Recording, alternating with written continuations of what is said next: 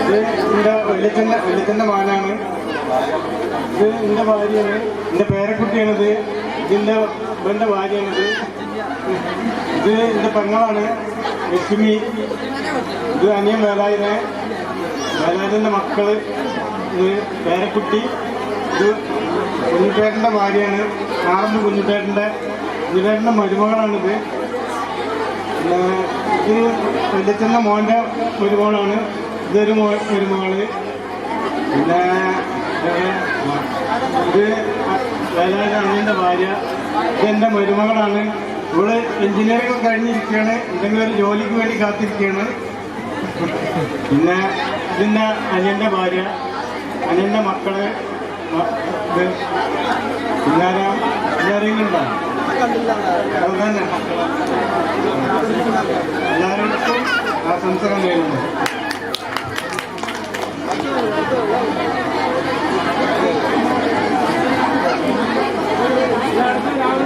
നന്ദി ഗോപേട്ട.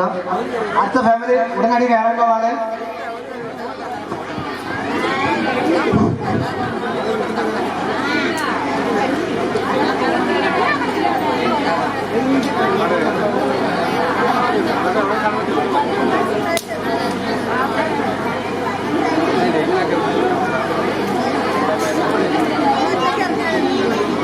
ഏട്ടാ ഏട്ടാ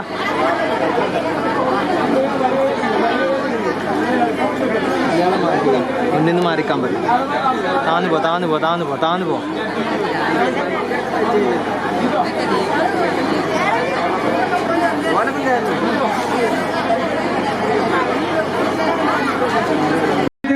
മകൻ കുമാരൻ വൈദ്യരും മകൻ രാമചന്ദ്രൻ. എനിക്ക്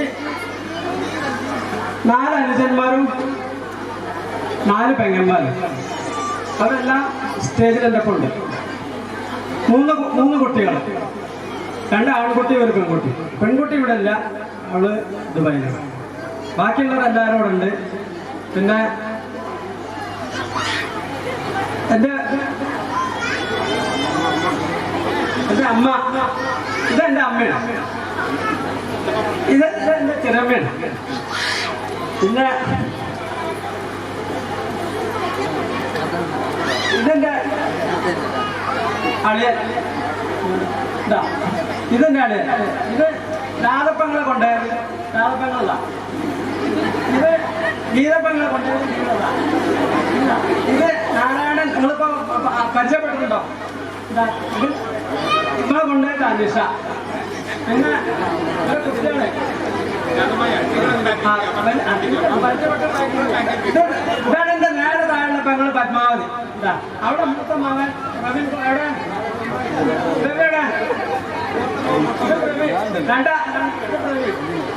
രണ്ടാമത്തെ മകൻ ഇവിടെ ദുബായി.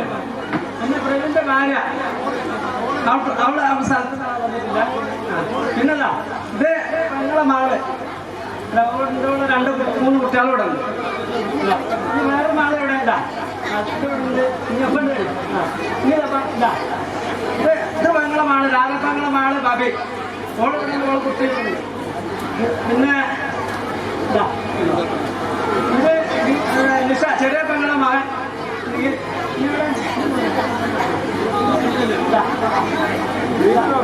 ഇത് പെങ്ങളെ മകള്.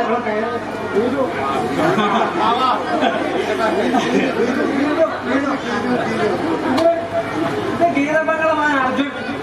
ഇല്ല കൊടുക്കും.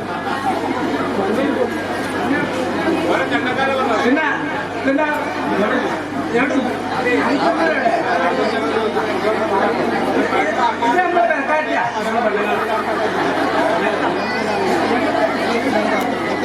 മൂത്ത മകൻ ജിജു, ജിജുവിന്റെ കുട്ടി, ജിജുവിന്റെ ഭാര്യ. ഇതിന്റെ മൂത്ത ഇതിന്റെ നേരെ താഴെ അന്യ സുരേഷ്. ഇതാണ് നേരെ താഴെ അന്യ സുരേഷ്. എന്റെ ഭാര്യ. ഇതാണ് മൂത്ത മകള്, മകൻ കുട്ടാൻ കൊണ്ടുവാ. അപ്പൊ ഈ സാധ്യത ആ ചെക്കനാണ് മാറ്റിക്ക. സാജി പാനാണത്. ഇത് രണ്ടാമത്താണ്.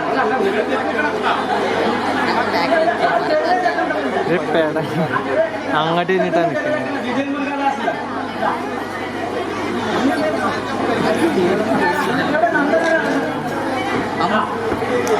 കരുതന്റെ കുട്ടികളാ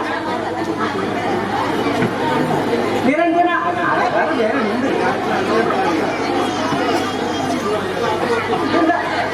ഇതിന്റെ അനുജൻ നന്ദകുമാർ എന്റെ ഭാര്യ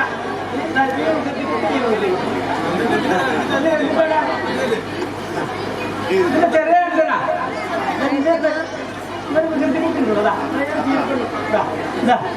എന്റെ ഭാര്യ ചെറിയ കുട്ടി.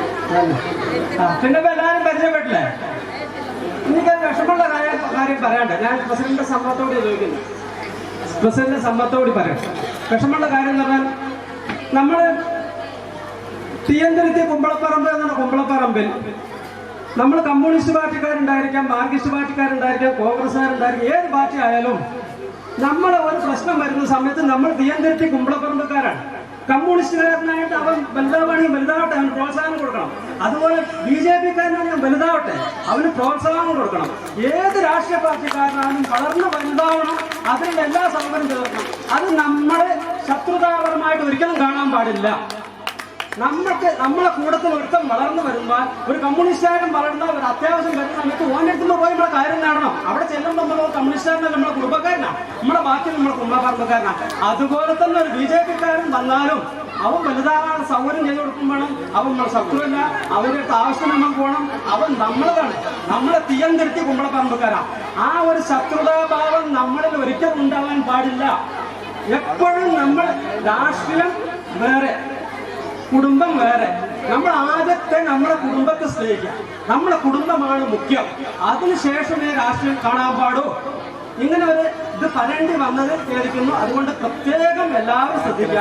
നമ്മൾ കുമ്പളപ്പറമ്പുകാര്, നമ്മൾ ഒരൊറ്റക്കെട്ടാണ്, നമ്മളൊരു രക്തമാണ്.